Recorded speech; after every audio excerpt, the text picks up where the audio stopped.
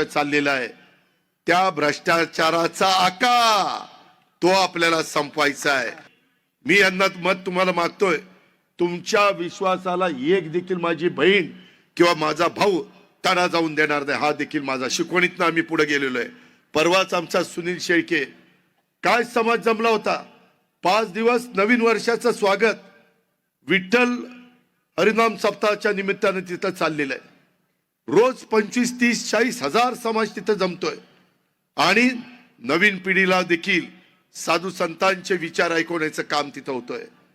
कारण व्यसनाधीन होऊन लोकांचं भलं होत नाही, साधू संतांच्या विचारांनीच वारकरी संप्रदायानेच तुमचं माझं भलं होतं। त्या पद्धतीचं काम आमचं चाललेलं आहे। माय माऊलींनो, लाडक्या बहिणींनो, आम्ही तुम्हाला कुठेही असुरक्षित ठेवणार नाही, कुठेही तुम्हाला तुमचा कमीपणा होईल असं कुठलं काम होऊन देणार नाही। तुम्ही आमच्या पाठीशी उभं राहा। मी तुम्हाला कुठलाही प्रसंग रात्री 12ला जरी झाला तर रात्री 12ला मी तुमच्या पाठीशी उभं राहील आणि तुम्हाला सुरक्षित करण्याचं काम करील।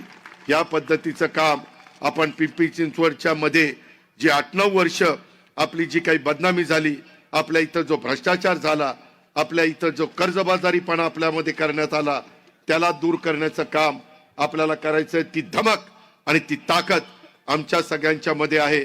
शहरातील अनुदानित बांधकाम नियमित करण्याच्या संदर्भातले प्रश्न, आरक्षण विकसित झालं नाही ते करण्याचे प्रश्न, ब्लू लाईनच्या बाबत नव्याने सर्वेक्षण करण्याचा प्रश्न, पवना नदी लगत 18 मीटर रस्ता पूर्ण करण्याच्या संदर्भातलं काम, नदी प्रदूषण वाढतंय, पर्यावरण देखील त्याचा समतोल बिघडतोय, ते आपल्याला दुरुस्त करायचंय।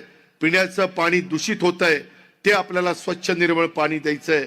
डीपी मध्ये जो प्रचंड भ्रष्टाचार झालाय तो भ्रष्टाचार आपल्याला दूर करायचा आहे। रिंग रोडचं आरक्षण टाकून अनेकांचे संसार रस्त्यावर आणण्याचं काम झालेलं आहे, त्याच्यातनं आपल्याला मार्ग काढायचा आहे।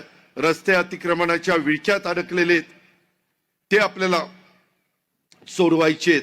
माझ्या महिलांचा सुरक्षिततेचा प्रश्न, त्याकरता आपल्याला शहरभर सीसीटीव्ही यंत्रणा आणि इतर सुरक्षा यंत्रणा द्यायची आहे।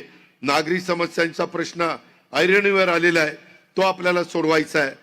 आणि या शहरातील जो भ्रष्टाचार गेले काही वर्ष चाललेला आहे त्या भ्रष्टाचाराचा आका तो आपल्याला संपवायचा आहे। त्या आकाला आपल्याला त्याची जागा दाखवायची, ते काम करण्याच्या करता आपण सगळ्यांनी आम्हाला साथ द्या, हीच आग्रहाची नम्रतेची कळकळीची विनंती करतो।